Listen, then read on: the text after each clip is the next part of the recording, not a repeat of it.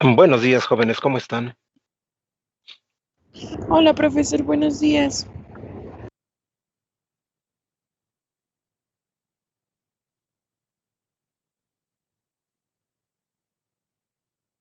Buenos días, profe.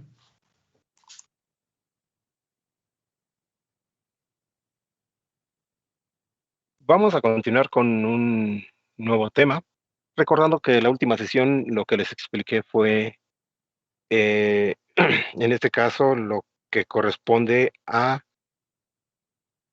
la razón de onda estacionaria o lo que se conoce como SWR o BSWR.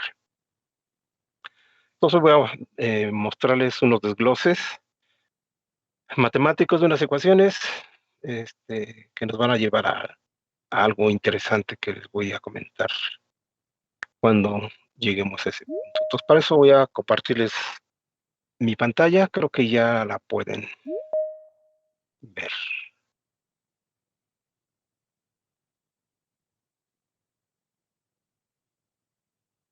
Entonces, no sé si ya la puedan ver. Un documento en PDF. Ya, profesor, ya se puede ver. Ok, recuerden entonces que siempre que tengamos Z dividido entre Z0, a esto nosotros lo conocemos como la impedancia normalizada.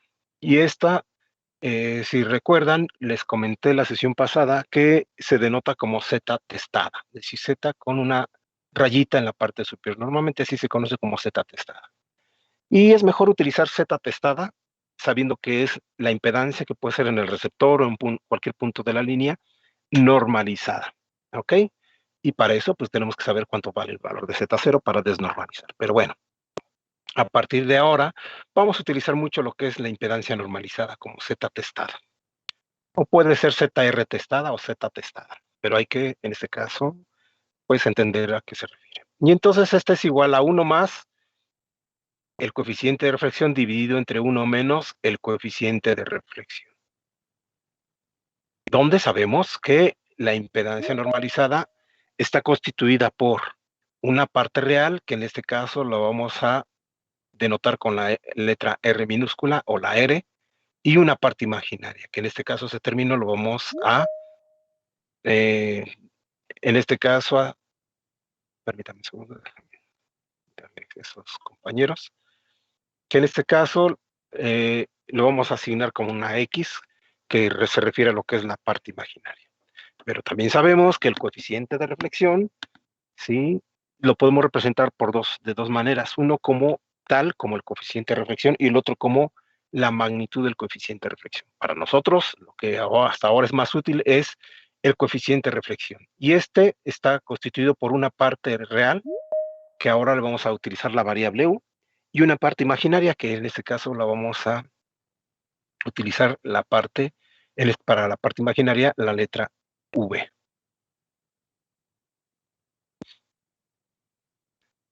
Entonces, si sustituimos, en este caso, el coeficiente de reflexión por sus componentes, en la ecuación que describe lo que es la impedancia normalizada, entonces la impedancia normalizada es igual a 1 más U más JV dividido entre 1 menos U menos JV. ¿Ok? Lo que hicimos es, en este caso, sustituir el valor del coeficiente de reflexión con, en este caso, sus literales que se están utilizando, que es U para la parte real y V para la parte imaginaria. Pero bueno, para poder visualizar mejor y manipular la información de una manera más apropiada, lo que se puede hacer es, en este caso, juntar o poner como un solo elemento la parte real y separarlo de la parte imaginaria, para tanto el numerador como el denominador. Entonces nos quedaría 1 más U más JV dividido entre 1 menos U menos JV. De esta manera, entonces, ya lo podemos visualizar conforme estamos acostumbrados, es decir, por una componente que corresponde a la parte real y una componente que corresponde a la parte imaginaria. Entonces, bueno, aquí lo podemos poner de la misma manera en la parte inferior. Y bueno, pues sabemos que en matemáticas siempre es conveniente que el denominador no se especifique en términos imaginarios. Entonces, pues lo que nos conviene aquí o lo que debemos de hacer es multiplicar por su complejo conjugado para que en este caso eliminemos lo que es la parte imaginaria del denominador. Y entonces aquí identificamos muy bien, teniendo la expresión en estos términos, ¿verdad?, que necesitamos multiplicar, dividir entre 1 menos U más JV. Y aquí es efectivamente lo que estoy mostrando. Entonces, como resultado del producto en el denominador, esto nos va a quedar el cuadrado del primer término más el cuadrado del segundo. Entonces nos quedaría 1 menos U elevado al cuadrado y menos J por más J, que sería el cuadrado de los dos. Daría pues simplemente menos 1 por este menos, nos daría más y nos quedaría V elevado al cuadrado. Pero además, lo que podemos hacer es multiplicar en el numerador 1 más U más JV por 1 menos U más JV. Entonces, haciendo el proceso de la multiplicación término a término, en el numerador nos quedaría 1 menos U cuadrada más JV más JV más JB menos JV más J cuadrada por V al cuadrado. Y aquí podemos identificar que JV y menos JV tienen las mismas literales y son, en este caso, contrarios, y entonces nos quedaría 1 menos U cuadrada más JV más JV, y en este caso, más J cuadrada por V al cuadrado. Entonces, vemos que aquí tenemos JV repetido, entonces son 2 veces JV, y entonces nos quedaría 1 menos U cuadrada más 2 veces JV menos, en este caso, porque tenemos aquí J cuadrada, nos da menos 1, V cuadrada. Entonces vemos que en el numerador se nos reduce y nos queda como 1 menos U cuadrada más 2JV menos V al cuadrado, dividido en lo que es 1 menos U elevado al cuadrado más V elevado al cuadrado. Aquí lo que nos conviene es organizar nuevamente en el numerador lo que es los términos que corresponden a la parte real y separarlos de los de la parte imaginaria. Aquí podemos identificar fácilmente que tenemos 1, 2, 3 términos que son reales y solo un imaginario. Y ambos van a estar divididos entre 1 menos U elevado al cuadrado más V. Entonces nos quedaría 1 menos U cuadrada menos V al cuadrado dividido entre 1 menos U cuadrada más V al cuadrado.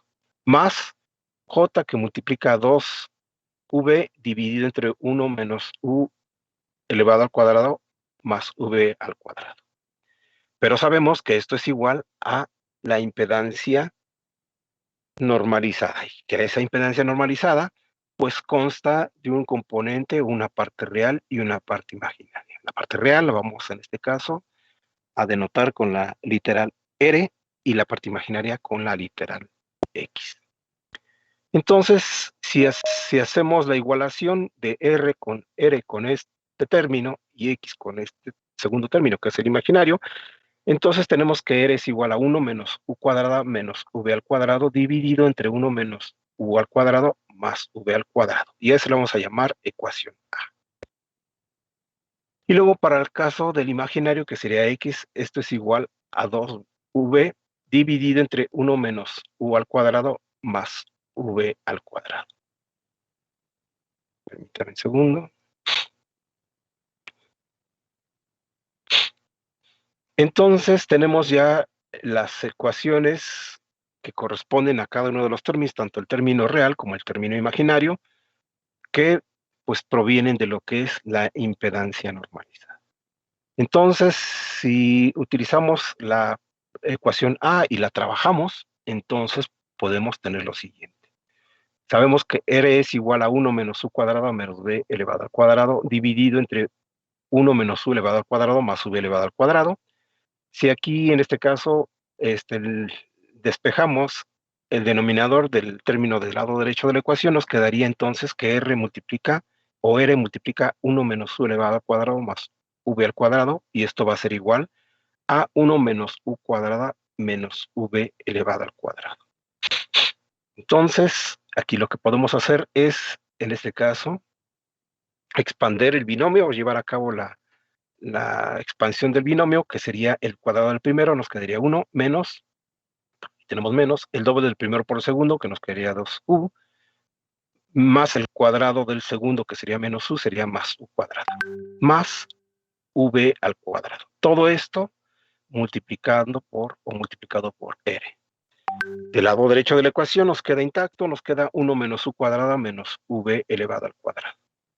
Entonces, si llevamos a cabo la operación de cada uno de los términos que se encuentra del lado izquierdo, tenemos que el primero nos quedaría R menos 2U por R más U cuadrada por R más V por R igual a 1 menos U cuadrada menos V elevado al cuadrado.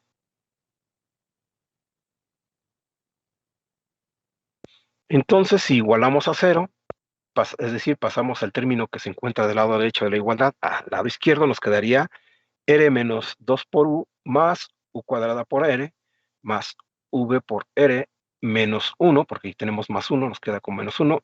U cuadrada como pasa como positivo, más U cuadrada, menos V al cuadrado, nos quedaría más V al cuadrado igual con 0. Entonces, aquí lo que podemos hacer es lo siguiente. Vemos que tenemos 3 literales, R, U y V, pero dos de ellas se encuentran elevadas al cuadrado, como lo es la literal U, ¿verdad? Aquí tenemos 2 veces la U, y la literal V elevada al cuadrado. Entonces, lo que nos conviene es factorizar. Y entonces tenemos aquí, si factorizamos U cuadrada, nos quedaría que multiplica a R, y aquí sería más 1, que sería este primer término, más ahora el V. V aquí también tiene multiplicado por R, y aquí sería 1, entonces sería V, que multiplica a R más 1, más, en este caso sería R, que tenemos aquí suelta, menos 1, aquí está este término R, luego tenemos menos 1, entonces quedaría R menos 1, luego finalmente este término que nos queda suelto, que sería menos 2UR, U por R, no UR, sino más bien 2 por U por R, y eso sería igual con 0. Entonces, si dividimos entre R más 1, dado que vemos que en cada uno de los términos tenemos, bueno, en dos de los términos tenemos R más 1, en uno tenemos R menos 1 y el otro no lo tenemos, entonces lo podemos dividir y manipular un poco esta ecuación. Entonces nos quedaría, para el caso del primero, del lado izquierdo, nos quedaría U cuadrada más V al cuadrado más R menos 1 dividido entre R más 1 menos 2 veces U por R entre R más 1 igual con 0.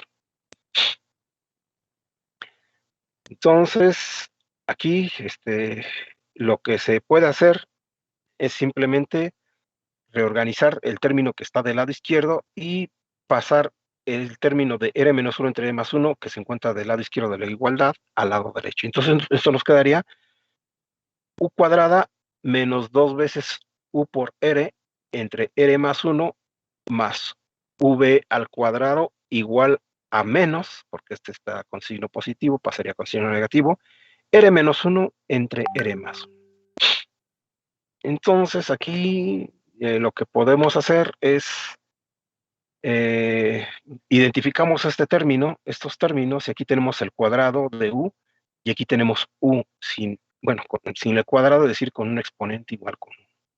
Pero además es 2 veces u, que es esta primera variable, y tenemos r entre r más 1. Entonces, si echamos un vistazo a estos términos, podemos darnos cuenta que aquí podríamos completar un binomio cuadrado perfecto, donde pues sería el cuadrado del primero más el doble del primero por el segundo, más el cuadrado del segundo. Entonces aquí lo que nos faltaría es el cuadrado de r cuadrada o r cuadrada entre r más 1 al cuadrado, que es justamente este término que vamos a agregar. Entonces, si sumamos r cuadrada entre r más 1 al cuadrado en ambos lados de la ecuación, entonces nos va a quedar de la siguiente manera. Permítanme un segundo, quiero ingresar.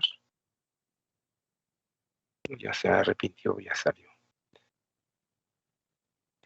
Entonces tenemos u cuadrada menos 2u por r entre r más 1 más r al cuadrado dividido entre r más 1 al cuadrado más v al cuadrado, y eso va a ser igual a menos r menos 1 entre r más 1 más r al cuadrado entre r más 1 al cuadrado. Entonces vemos que aquí ya nos queda completado lo que es un binomio cuadrado perfecto, que tenemos el cuadrado del primero más o menos el doble del primero por el segundo por el cuadrado del segundo.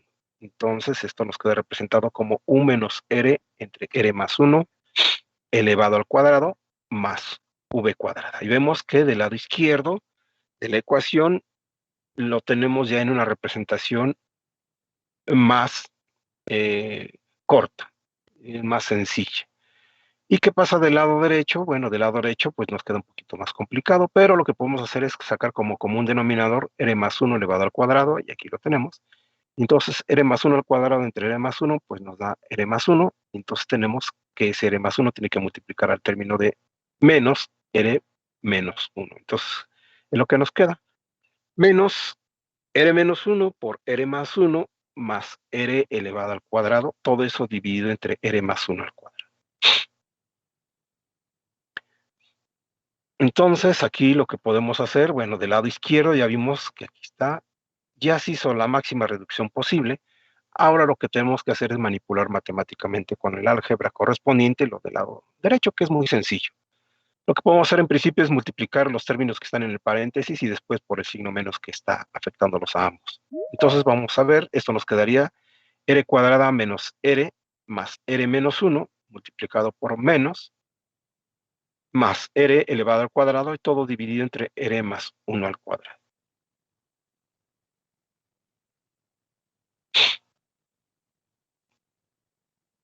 Entonces, si llevamos a cabo la multiplicación del signo del lado derecho, donde está afectando ese negativo, nos queda entonces la ecuación total u menos r entre r más 1 al cuadrado más v al cuadrado va a ser igual a menos r al cuadrado, menos por menos nos daría más r, menos por más nos daría menos r, menos por menos nos daría más 1, más r elevado al cuadrado. De aquí identificamos que tenemos menos r al cuadrado y más r al cuadrado se nos eliminan, y tenemos también más r y menos r, también se nos eliminan, y entonces nos quedaría simplemente 1 en el numerador y en el denominador r más 1 elevado al cuadrado. Entonces, ya dejando solamente los términos que nos quedan, tenemos la siguiente ecuación, u menos r entre r más 1 elevado al cuadrado más v al cuadrado. Esto es igual a 1 dividido entre r más 1 elevado al cuadrado. Esto es una ecuación a la que llegamos. Y si nos vamos, y si pensamos un poquito en geometría, esa ecuación, ¿a qué forma geométrica representa? ¿Alguien lo recuerda?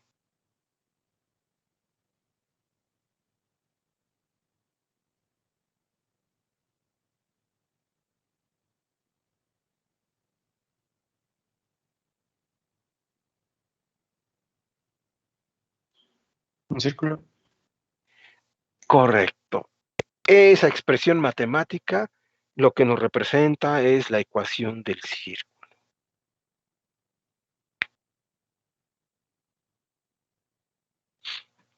Donde entonces el círculo va a estar centrado en este caso, R entre R más 1, coma, aquí el término que debería de existir, bueno, pues es 0, bueno, debería existir otro término, y aquí tenemos 0.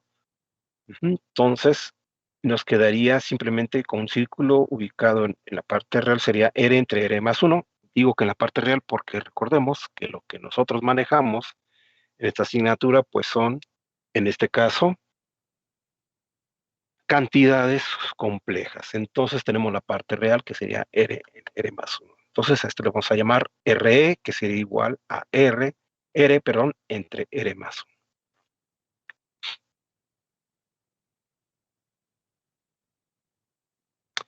Ahora vamos a trabajar en la ecuación etiquetada como B. Recordando que X corresponde a lo que es la parte imaginaria de la impedancia normalizada, y este es igual a 2 por V, dividido entre 1 menos U elevado al cuadrado más V elevado al cuadrado. Hacemos un procedimiento similar, el denominador lo despejamos y nos quedaría X por 1 menos U elevado al cuadrado más U elevado al cuadrado igual a 2V. Y aquí entonces, bueno, pues quitamos este paréntesis y multiplicamos X por 1 menos U elevado al cuadrado más X por V elevado al cuadrado, y esto va a ser igual a 2 veces V. Si igualamos a 0, es decir, pasamos el término que se encuentra del lado derecho de la igualdad al lado izquierdo, entonces nos quedaría X que multiplica a 1 menos U elevado al cuadrado más X por V al cuadrado menos 2V, esto es igual con 0. Entonces aquí lo que podemos hacer es multiplicar por 1 sobre X para eliminar el coeficiente que tenemos en estos dos términos. Y entonces nos quedaría 1 menos U elevado al cuadrado más V elevado al cuadrado menos 2V dividido entre X igual con 0. Entonces aquí podemos identificar también en este término que tenemos una variable elevada al cuadrado y luego otro término que implica 2 veces esa variable multiplicado por otro término. Entonces esto nos hace pensar que podemos incluir un término, que este sería un segundo término o otro término más elevado al cuadrado, y entonces podríamos tener, en este caso, un binomio cuadrado perfecto, completar un binomio cuadrado perfecto. Entonces lo que nos falta aquí es el término 1 sobre X elevado al cuadrado.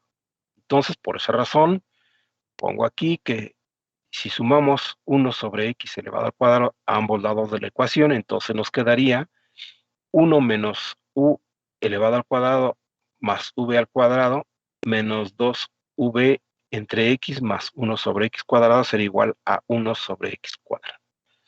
Entonces, efectivamente, esto que está entre las llaves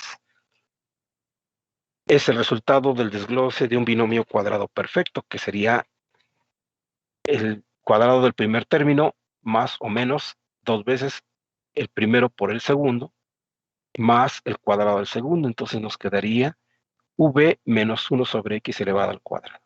Entonces todo esto nos quedaría como 1 menos U elevado al cuadrado más V menos 1 sobre X elevado al cuadrado igual a 1 sobre X elevado al cuadrado.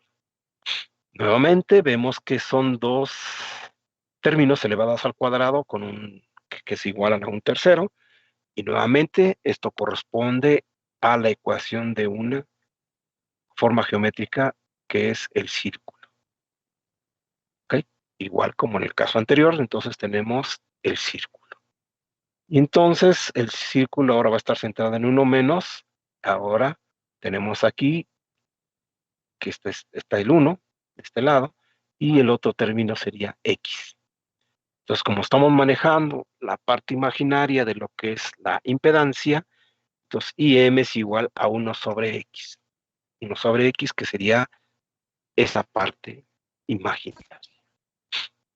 Y bien, entonces, haciendo un pequeño resumen de estos desgloses así, entre comillas, someros, a partir de lo que es la impedancia normalizada, ¿sí? Vemos que podemos obtener ecuaciones que nos llevan a formas geométricas que corresponden a circunferencias. Y a todo esto que se acaba de desglosar es prácticamente el principio de lo que es el desarrollo de la teoría de la famosa carta de Smith. ¿Quién fue Smith? Philip Smith fue un ingeniero que trabajaba en laboratorios Bell, no recuerdo exactamente la fecha, no quiero mentirles, y fue quien desarrolló, trabajando ahí en los laboratorios Bell, pues producto de la necesidad de poder llevar a cabo, en este caso de una forma un poco más rápida, la obtención de los resultados de varios conceptos que hasta actualmente ahorita hemos visto, que corresponden al BCWR, al coeficiente de reflexión, etcétera, a todos esos datos, al valor de la impedancia, la admitancia en un circuito, etcétera. Él estuvo trabajando con pues un análisis y un desglose matemático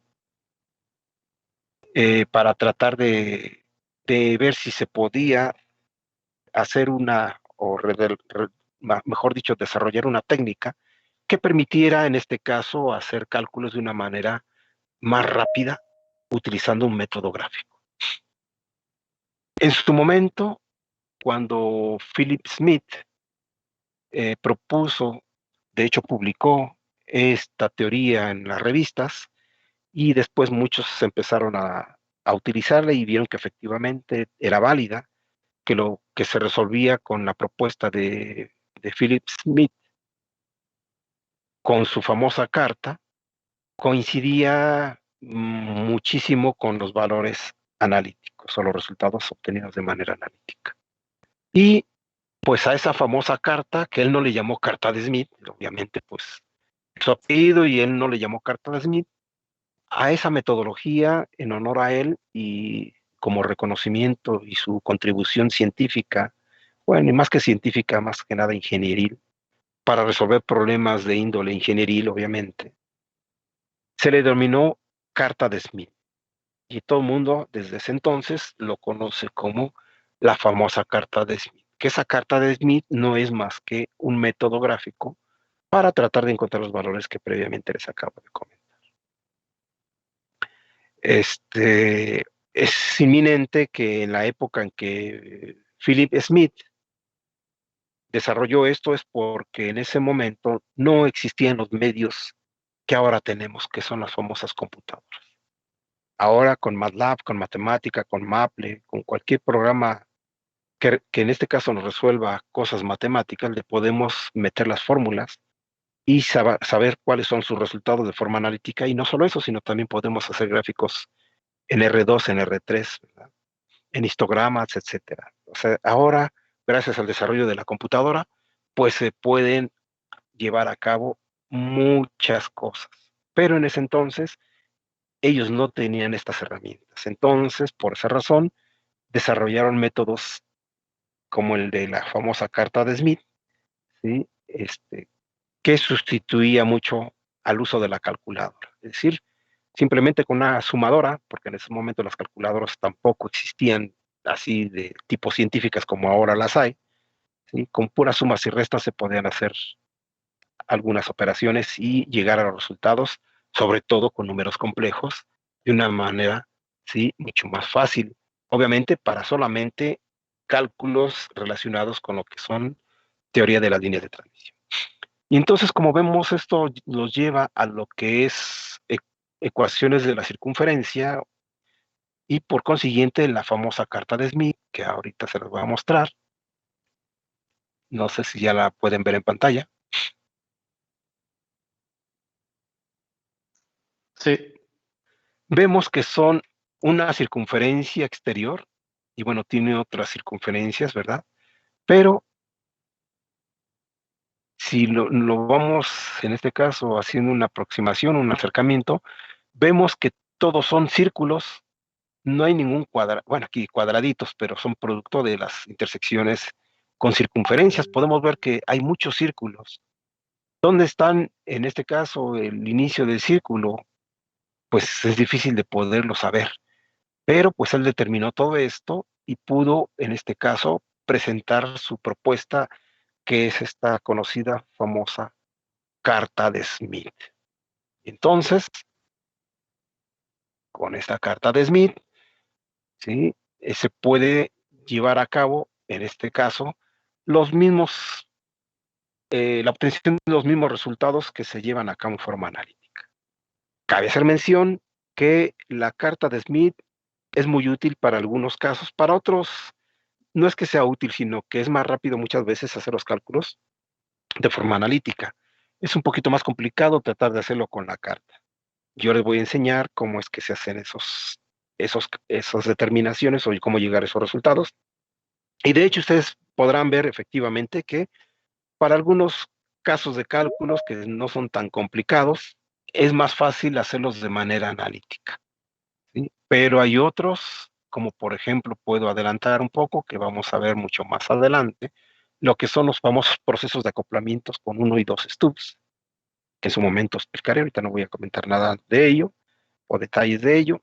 Es que con esos famosos acoplamientos tenemos que hacer muchos cálculos analíticos, ¿sí? Pero que de forma gráfica se pueden simplificar o se pueden hacer más relajados, ¿sí?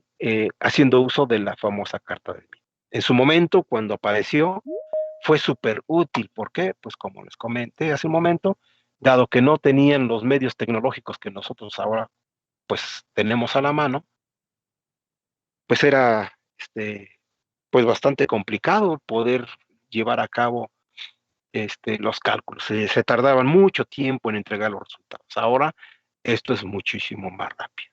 Entonces, pues de aquí en adelante lo que o lo que les voy a explicar son el uso de esta famosa carta de Smith. En principio, bueno, quiero pedirles de favor que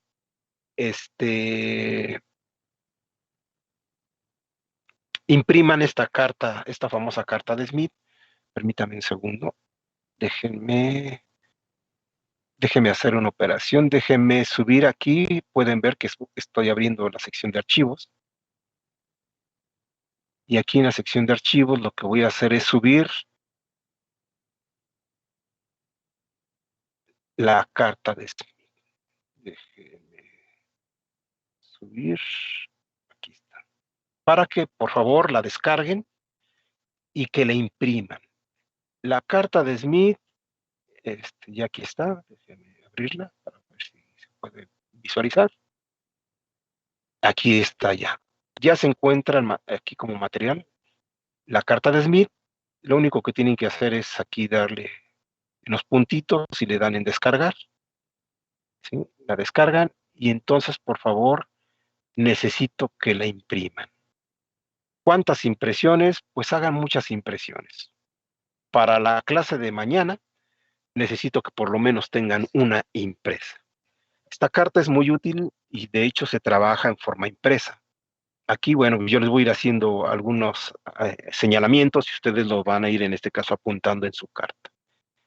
Yo les sugeriría que imprimieran muchas cartas porque de aquí en adelante vamos a utilizar varias. Y bueno, en principio vamos a ir desde cosas muy simples. Les voy a explicar varias cosas que hay aquí en la carta que se pueden visualizar. Eso va a ser el día de mañana. ¿Por qué el día de mañana? Pues porque no tiene sentido ahorita que me ponga a explicarlo y no tengan dónde apuntar. Así es que prefiero que mañana ya tengan ahí en sus mesas donde se encuentran ubicados, ¿sí? Una carta en físico y en este caso sus bolígrafos para que apunten a qué se refiere tal cosa, etcétera. Así con detalle. Ahorita no voy a adelantar nada. ¿Ok? Y consecuentemente para las siguientes sesiones que vamos a empezar a ver problemas, es decir, primero voy a empezar a explicarles qué significa cada cosa, dónde se ubica, cómo se lee, etcétera. Después pasaremos a hacer unos problemas no tan complicados del uso de la carta de Smith y así ir avanzando sucesivamente hasta cosas un poquito más elaboradas. Y entonces, para eso, ya de una vez se los comento, requiero de que tengan varias cartas impresas. Van a necesitar una regla graduada, una regla de 30 centímetros graduada, o en su defecto una escuadra también graduada, que por lo menos sea del tamaño de la circunferencia ya impresa de la hoja que tengan ahí físicamente con ustedes de la carta de Smith. ¿Por qué del tamaño? Pues porque a veces vamos a tener que medir con la escala de la escuadra o de la regla. La regla es más fácil pues porque las reglas son de 30 centímetros y en este caso no son bastante útiles. Pero las escuadras, hay escuadras muy pequeñas, así es que no se confíen en tener una escuadra muy pequeña porque puede que no les sea tan. Entonces sería las cartas de Smith impresas, una regla o escuadra graduada, ¿sí? De tamaño, si es escuadra de tamaño considerable, y un compás. Preferentemente búsquese o consígase un buen compás, que el compás no se mueva al momento de estar llevando a cabo el trazado de las circunferencias. ¿Por qué razón? Pues porque o en este caso les voy a explicar cómo se hace uso de la carta y ustedes van a tener que trazar circunferencias en las cartas que tengan impresas. Entonces, si por alguna causa el compás no hace los círculos perfectos, les van a quedar los datos fuera de los valores que deben de ser. Entonces, es importante que tengan mucho cuidado en cuanto a lo de su compás. Qué bueno que pudieran tener un buen compás con esos que si se les cambia la punta del lápiz y se le puede poner un adaptador y poner un bolígrafo de color. Eso sería lo ideal, pero yo sé que pues eso cuesta dinero y no todos luego tienen la posibilidad de tener ese tipo de medios. Pero es muy útil, sobre todo cuando ya veamos esos temas de acoplamientos, porque hay que hacer bueno, no varios, algunos círculos y movimientos, desplazamientos. Y si todo queda en color de lápiz, es muy complicado entenderlo.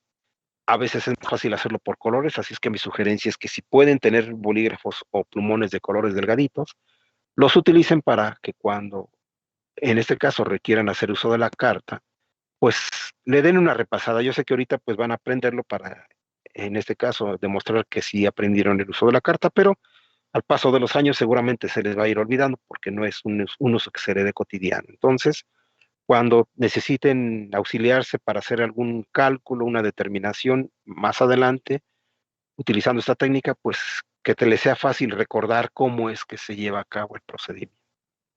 ¿Ok? Van a preguntar, bueno, ¿y cuántas cartas necesitamos por clase? Bueno, miren, la verdad es que pues tengan unas 3 o 4. ¿Por qué razón? Porque cuando uno hace los trazos, lo más recomendable en la carta es utilizar pues tinta. ¿Por qué no lápiz? Porque el lápiz luego escribe o dibuja las líneas muy gruesas y aquí necesitamos líneas finas. Pero bueno, hay libertad de hacerlo como ustedes lo prefieran. Si quieren un lápiz o un color de esos de los que se utilizan para colorear, también, aunque quedan un poco gruesos, yo diría que tal vez un bolígrafo con tinta roja, tinta negra y tinta azul la pueden hacer y ahora ya hay muchas tintas y colores diferentes, ¿sí? Y con eso llevar a cabo, en este caso, los trazos. ¿Qué pasa si yo, por ejemplo, hago un trazo y de repente me equivoqué? Pues el problema es que como esa tinta y no es a lápiz, pues el hecho de querer eliminar ese punto, pues si yo le pongo ahí corrector de esos que venden líquidos, pues no me va a aportar mucho, dado que se pueden borrar algunas líneas que a mí me pueden ser útiles. Entonces, mejor a veces es preferible desechar esa carta y volverla a hacer en otra nueva. Eso es mi sugerencia. Y, y que vayan anotando todas las cosas que vayan siendo útiles que yo les vaya en este caso comentar. Yo los voy a ir guiando, les voy a decir, miren, tienen que hacer esto, calculen en esto, les voy a dar sus tiempos correspondientes para que lleven a cabo los trazos. Es importantísimo que durante lo que es la carta de Smith no se distraigan, traten de estar concentrados porque es muy fácil perderse. No es tan complejo, pero tantito y se distraen, sobre todo porque ven muchas circunferencias e intersecciones, se distraen muy fácilmente y pierden el hilo. Cuando doy la clase en forma presencial también les, pues les sugiero que si se traban, pues traten de preguntarme a mí, no su compañero de un lado, no porque desconfíe de que su compañero de un lado no entendió, sino más bien para no distraerlo, porque como voy dando instrucciones, mientras las voy dando, si alguien se traba y dice, oye, ¿cómo lo hiciste aquí? Pues mientras les está explicando cómo se hizo, pues yo ya avancé y después quien nos está ayudando ya no entiende que sigue, ¿no? Entonces, yo prefiero ir a paso, trato de que todos vayan haciéndolo a la par y por eso voy preguntando, a ver, ubiquen tal punto, hagan tal trazo, ya terminaron. Si nada más contesta uno y los demás callados, pues yo le hago caso al que contestó nada más. Si por ahí contestan 10, 15, qué bueno. Si alguien por ahí dice, yo todavía no, yo me espero, con gusto, no hay ningún problema. El chiste es que vayamos avanzando. Entonces es importante que vayan para que vayan aprendiendo. Yo sé que algunos de ustedes, bueno, pues son de los que dicen, bueno, yo primero veo y ya después en mi casa lo analizo y solito veo cómo se hizo. Bueno, pues está bien, es libre, este, nada más hay que poner mucha atención para que no les genere muchas dudas. No sé si tengan alguna pregunta hasta el momento. No, profesor. No, profe, todo bien. No, ¿Todo profe, bien? todo bien. Entonces El compás ya podrían, sería para mañana también, ¿verdad, profe? perdón, El compás también ya sería para mañana. preferentemente, si pueden para mañana, sería mejor. Ya en función de si la mayoría trae sus compases, ya los tiene listos, a lo mejor y nos da tiempo de poder hacer un ejemplo. En principio mañana, bueno, necesito por lo menos una carta, por lo menos, pero si tienen varias, pues qué bueno, por si hay que hacer varias anotaciones, sobre todo porque les voy a decir, miren, aquí esto significa esto, aquí significa esto, y de repente si usan una sola carta, pues a lo mejor se va a ver tan saturado que no lo van a poder visualizar mejor. A lo mejor dicen, bueno, pongo 3 cositas aquí, utilizo una nueva y aquí anoto otras cosas de qué significa esto, qué significa aquí, qué significa por acá. Ajá. Ya ahora sí que ahí es cuestión de cómo ustedes se adapten. Si alguien dice, no, es que yo en una sola carta punto todo, adelante, cada quien tiene su propio estilo y pues es respetable, ¿no? Voy a detallarles todo lo que hay ahí, voy a ir comentándoles, miren, es esto, si se entendió. Si alguien no lo entendió, con toda confianza puede interrumpir y decir, podría repetirlo, es que no lo encontré aquí, el punto que me dice no lo encuentro bien y yo les explico cómo deben de hacerlo. Obviamente, aquí en esta parte del curso, en esta modalidad que estamos online o a distancia, pues tiene su ventaja y tiene su desventaja. Su ventaja es que porque yo puedo aquí con el puntero ir señalando, miren, es que aquí tengo este valor, etcétera, y ustedes lo pueden visualizar. En forma presencial, yo a veces llevo, porque así ha sido, o llevaba, lo que era mi proyector, pero a veces en algunos salones pues se refleja mucho el sol y no se alcanza a apreciar. La ventaja de aquí es que pueden ver perfectamente dónde ubico el puntero del mouse y ustedes tratar de ubicarlo físicamente en su carta impresa. Por eso pues hay la importancia de que esté en esa condición. Pero ¿cuál es la gran desventaja? Pues que, por ejemplo, en forma presencial, alguien levanta la mano y me dice, es que yo aquí no encuentro el punto. Yo me acerco y le digo, mira, hazle así, aquí ya lo ves, y es más fácil. Aquí desafortunadamente pues no lo podemos hacer así, pero ya con la guía que les vaya dando, espero que fácilmente lo vayan comprendiendo. ¿Ok? Y vuelvo a decirles, si pudiesen tener el compás, pues lo más pronto posible. Este, eh, Vamos a ver si mañana se ocupa, espero que no, a menos de que sí termine pronto de explicarles todo, y si no, pues sería para el viernes, pero pues traten de tenerlo por ahí, ahora sí que ya listo por cualquier cosa. ¿Ok? No sé si hay alguna otra pregunta. ¿Transportador ocuparemos? No, transportador no es necesario. Solo con el compás y con la pura regla o escuadra, con eso nos defendemos. Va. Sí, no, solamente con que tengan un compás y verifiquen que su compás hagan círculos ya físicamente con papel blanco y vean que no se les mueva, o si pueden conseguirse otro de mejor calidad, pues que mejor. El chiste es que pues todo esto va a ir en beneficio de ustedes y recuerden que pues todo ese tipo de cosas que vayan comprando como son compases, pinzas, cables, caimanes, puntas, finalmente son inversiones que van a ser para mucho tiempo. Si cuidan su compás y les cuesta un poco caro, pues ese compás no va a ser solamente para este curso, sino que lo pueden utilizar, luego le pueden dar mucha utilidad más adelante. ¿Ok? Entonces son parte de las inversiones que a veces vale mucho la pena pues hacer. No sé si hay alguna otra pregunta. No, profesor. ¿No? No, Pues si es profe. así, entonces hasta aquí le vamos a dejar por hoy. Nuevamente los invito a que descarguen de aquí de la página, de ahí la sección de archivos, descarguen el archivo, imprímanlo y ya tengan listo todo para la sesión de mañana. Porque ya mañana pues voy a empezar a comentarles detalles de aquí de la famosa carta de escrito. Bueno, pues si no hay preguntas, por mi parte es todo. Que tengan muy buena tarde. Cuídense y hasta mañana. Gracias, profe. Hasta mañana, profe. Igualmente, profe. Nos vemos, profe. Gracias, profe. Hasta De luego. nada, hasta mañana.